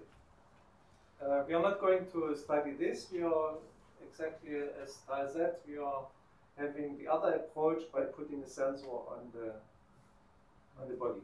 Yes. Yes. So a few applications of it. One is that you can detect motor disorders like Parkinson's. You can see that the person walks differently. A different application of this is that I saw that you could use this to for sports. So like I saw a video of someone doing gait analysis to make a shoe, to make a better shoe for sportsmen. Yes. And the other one is, as Ronnie said, is for using it as biometrics to track people. Yes, when you have Ronaldo going to buy new shoes, he's not going to make us sports and buy new shoes. He's going to run on a treadmill and they do an analysis of his gait, and based on this they give him the shoes. You know, so it's not like us. Actually, it is.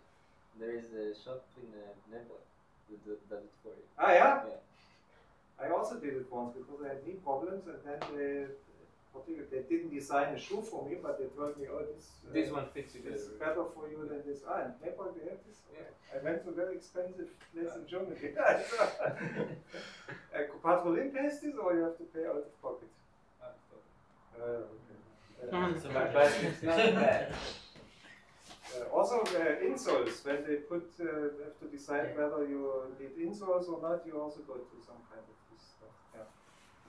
To see if you have platforms, alphas. Platforms, and if you go more inside or You outside. don't have to walk, you just need to stand. Yeah, I mean, That's for the what I insoles, did. you I just have them, so Yes, just but standing. right, it's standing. put it in Gavis. No, you Standing is there's a fine. machine that scans the leg. Oh, okay, okay. There are different approaches, but if you are an athlete and you need the right shoes, some athletes also have insoles, but they need to run marathons and stuff. So they get some running. I think there are different approaches. If the standing works, it's even better. Good. Okay. So Ronnie asked me to talk about 2 papers and describe their analysis. This is the first paper. It's not its title. Its title was longer. So the goal of the paper is to determine how correlated gate intervals are. And well, they could be random noise. They might have short range or long range correlations. And the goal of the paper is to study it. So the title of the paper was very nice. It was Is Human Walking a Random Walk, basically. So, right? So you look at stride intervals. So basically the frequency or the length of your steps, of your strides, and whether these they follow some white noise. So it's completely random if you how you choose your stride length, or is there some correlation inside? That's the idea. Yes. So this is a sample of the data of one of the subjects, just for you to understand what it looks like. The data describes the stride interval. It's the time, from what I understand, it's the time between one step with one leg to the next step with the same leg. Yes. Fluctuates a lot. Yes. Fluctuates a It lot. fluctuates. Very rough. Yeah, it's not very highly autocorrelated, right? If you remember, Hurst exponent of 0.9 was very smooth. So this maybe not, but maybe also just. Yes. We will see. But the time scale is in minutes, so maybe The time scale is the time of the walk.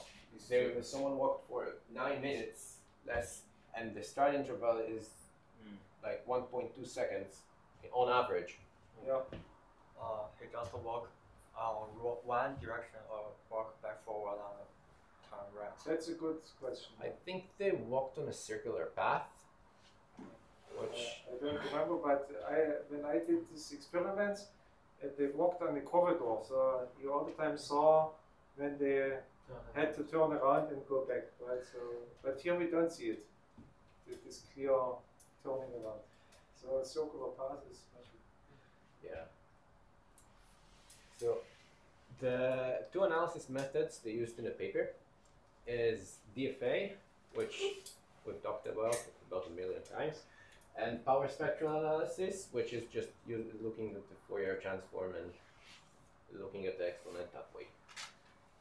And it was done just as a surrogate. They shuffled the data 10 times, and they looked if there is any difference.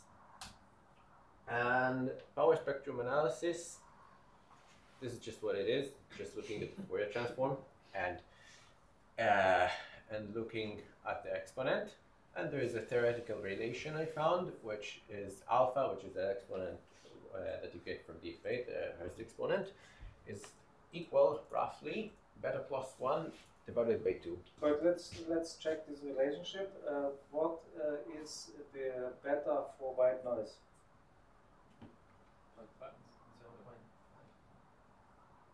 So what does it mean white noise philosophically?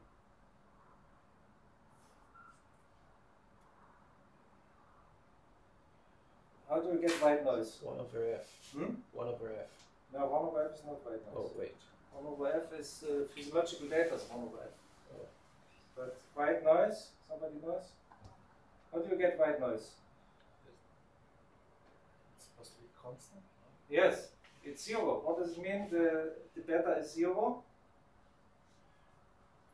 It means that you have the contribution of low frequencies and high frequencies is the same.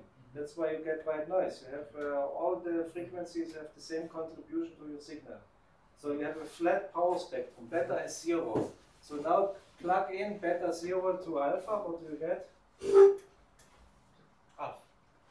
1/2. This is the alpha that we get from the DFA, right? So just the sanity check. Good. Yes. So this is the analysis done on the data.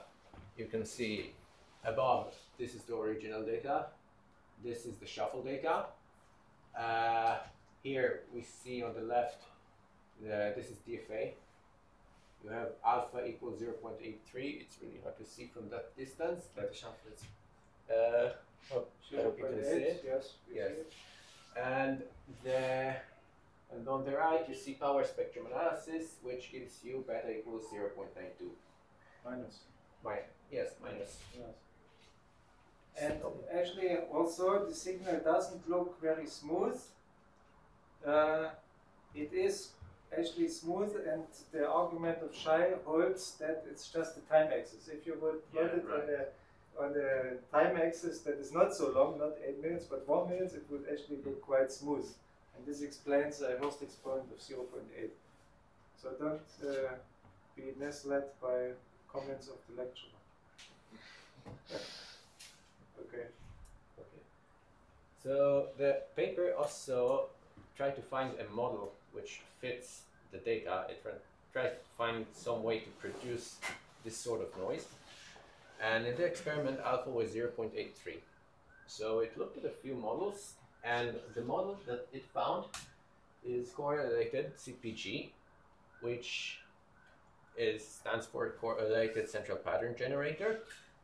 And in this model, they choose a node, and then they oscillate at the frequency denoted by the number in the node, and they randomly switch between the nodes on the network. Here it's one-dimensional, and they found that this model produces alpha of 0.75 theoretically, and on shorter time scales it varies. So it can be used to produce similar data. As you can see, this is one example that the model gave an exponent of 0.82, and the original data gave an exponent of 0.77. This is similar. So this is not a STAM model, it's really motivated by physiology, because gate is thought to be produced by central pattern generators in your spine.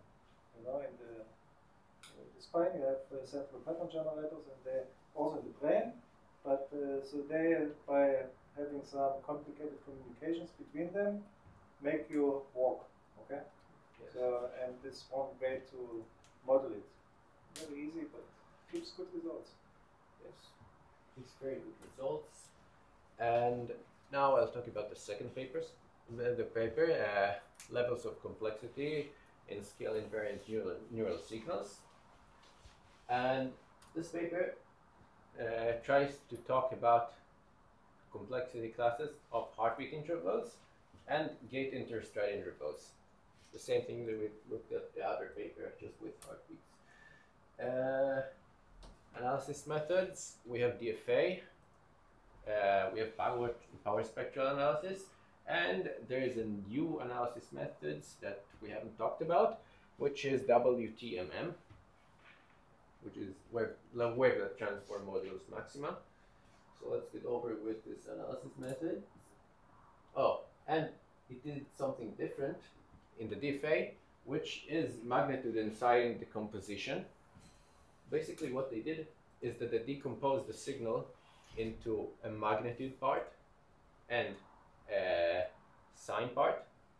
They calculated the difference between every data point and the next, and they did it on the difference. And then they calculated DFA. So this is what they got. They got that the original signal had an exponent of 0.95 on the heartbeat, and on the gate you see phase randomized data. The green here is the green here is the gate, and the blue is the heartbeat interval.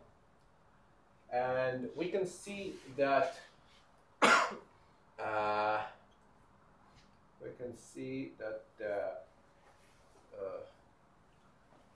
we can see the exponents for all the different analysis methods. But first of all, you can see that heartbeats and gate stride intervals, they have very similar autocorrelations. This is very surprising. Why should they have the same autocorrelations? The follow-up paper shows when you look at wrist movement, it also has 0.9. When you look at the EEG, it also has 0.9. The heartbeat is the clock of the body. No, but something similar. It's the autonomous nervous system. Autonomous nervous system, sympathetic and parasympathetic system modulate all the physiological systems, and they create the autocorrelations. Okay, so this every signal that is under the control of the autonomous nervous system shows this kind of autocorrelations. So it all comes down from the spine, even the athletes? Yes, more or Even less. the athletes. Not only it's not only the spine; it's everything that is related, because the spine has a lot of. I mean, the sympathetic nervous system comes out of the spine, right, Yeah. and also the parasympathetic, but also from the brainstem. So you have it's different cables, so to say. But they together make the autocorrelations. So this is what you see in the first plot. And the others are not so good. We will not use this analysis. Yes. This is all of them grouped together. Again, it's like the same picture. And this is the power spectrum analysis. They obtained the exponent of both of them. One of them, the heartbeat is -1.1 and the gate is -1. Again, they're very similar. It's what's called 1/f noise. When beta is equal to 1, it's the power spectrum decays with 1/f, right? Or beta to the power -1, and if it's 1, it's 1/f, okay? Yes. Okay, so now we get. This you don't need. Oh. You want? I mean, because Like, we don't have so much time. But if you want, you can talk about Like, it. I thought the focus of the lecture was more to show the analysis methods and less about the analysis of papers. So this is what I prepared for. Okay, then you do this. Yeah. Yeah. No, you still have a shah, so you can. Yeah. So the idea of this analysis method is to I think I'll just present what this analysis is. You just choose a wave, like a wave function, a function of like a wave, which has to be orthogonal to all n-degree polynomials. You usually choose some derivative of the Gaussian, so it is orthogonal to all n-degree polynomials, and then you transform the data. You take the correlation of the wave with the data. As you can see from this equation, you move the wave, and for each, and you have like a, which is a scale parameter, and x0, which is location, and you get this transformation. Essentially, what it does is it's like the FA. It retrends the data because it removes all these polynomial factors. But if you look at this equation, just so what does it remind you?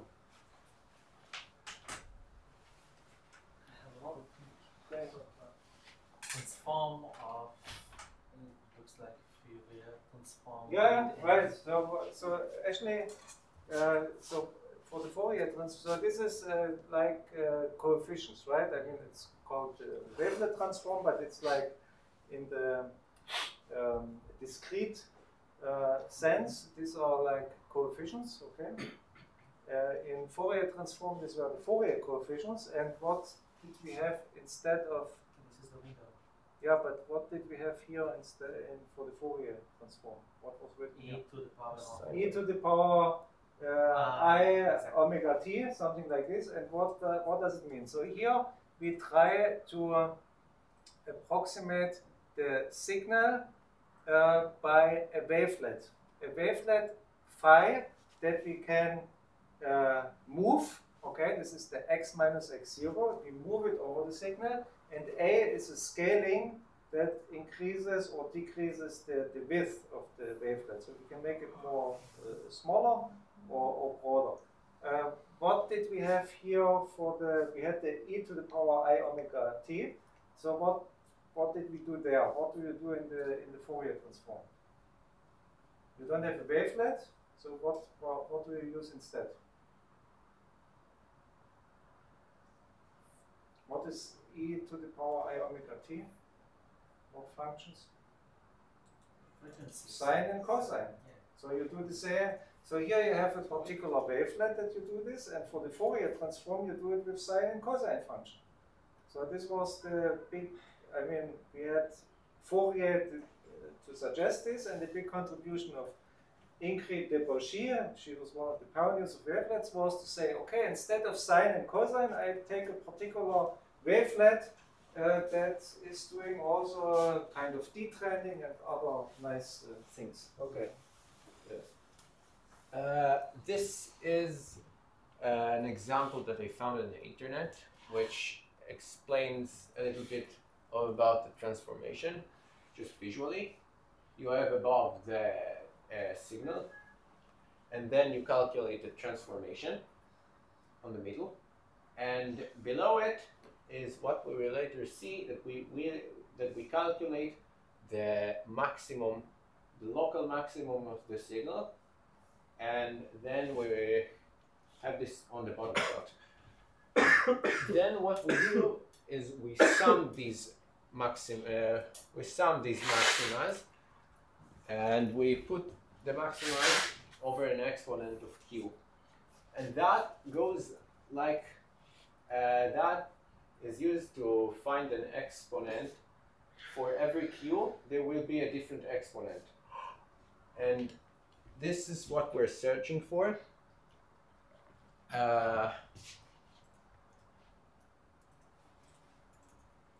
And okay, some theoretical relations.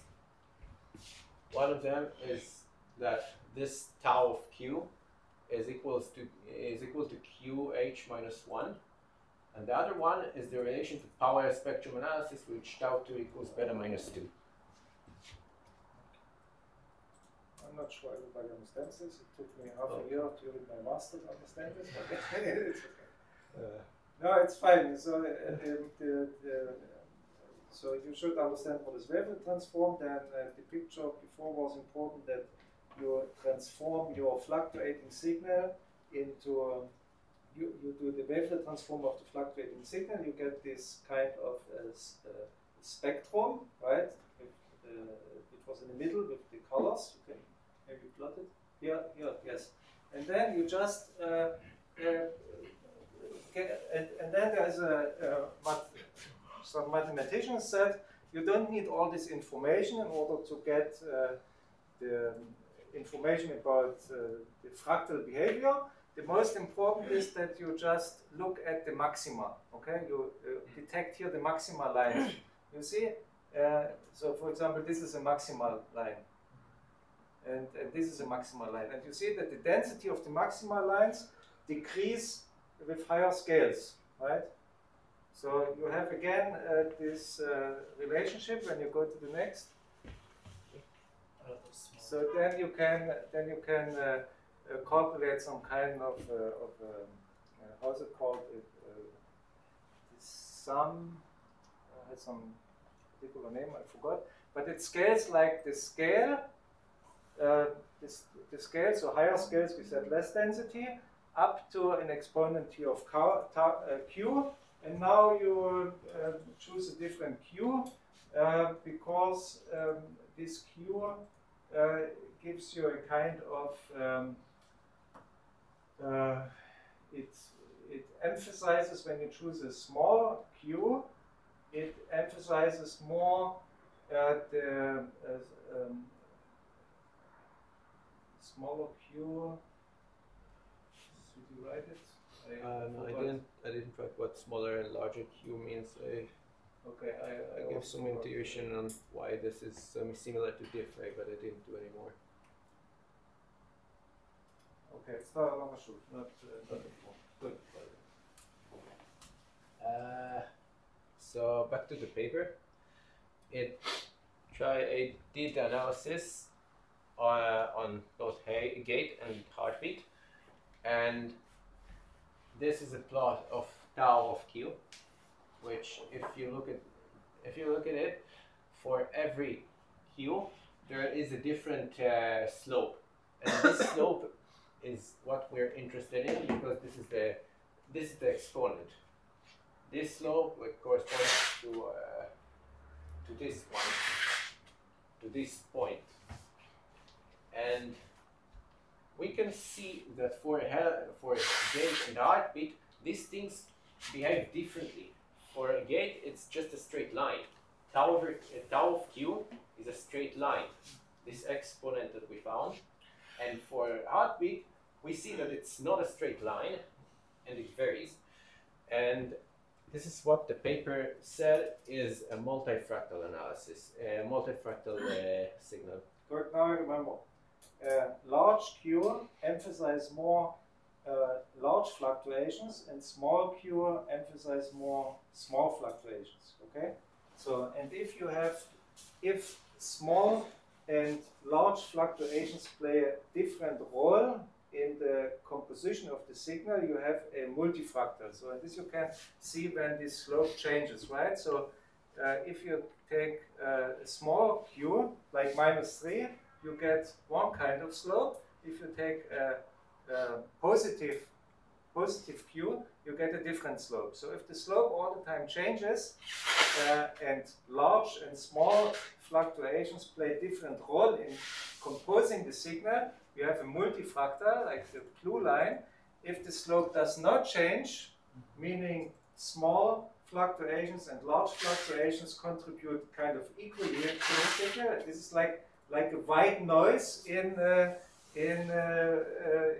multifractal sense, right? It means white noise in multifractal sense means no multifractal. It's just monofractal. No difference how you weight the fluctuations.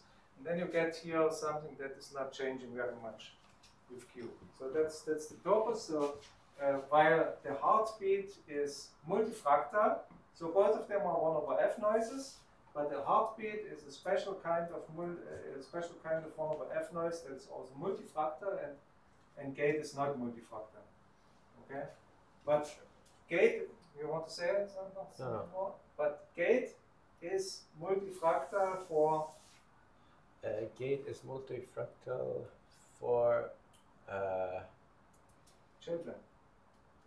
Children, when they learn to walk, toddlers have multifractal gait. Didn't know. Later, the multifractality disappears.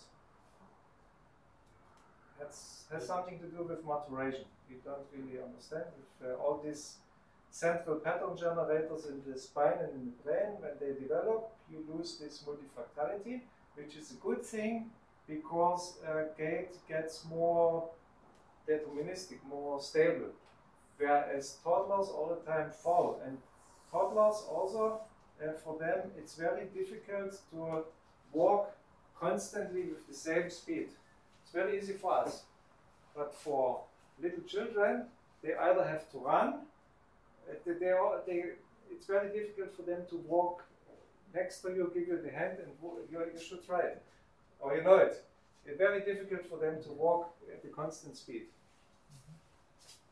I wonder how it changes if for all the amputated people during the war, if their gait is out of balance, of course. Yes, but if I wonder if it becomes stable and again monofractal, or it would just go in the balance. Somebody who has a prosthesis, you mean? Yeah, even with the hand. Oh. Just hand without any prosthesis, that's interesting.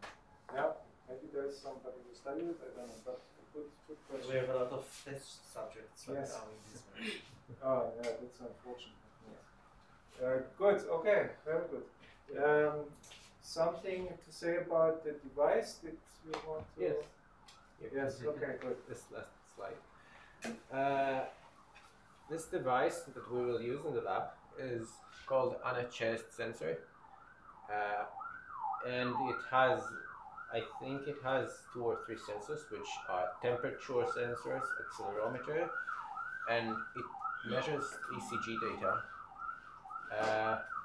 So there are all these capabilities that what it can do. It can measure heart rate, it can measure skin temperature, respiratory rate, body position, fall detection, step count, and the battery lasts for 36 hours, but I don't think we will use anywhere that near. No, we will not be there so long.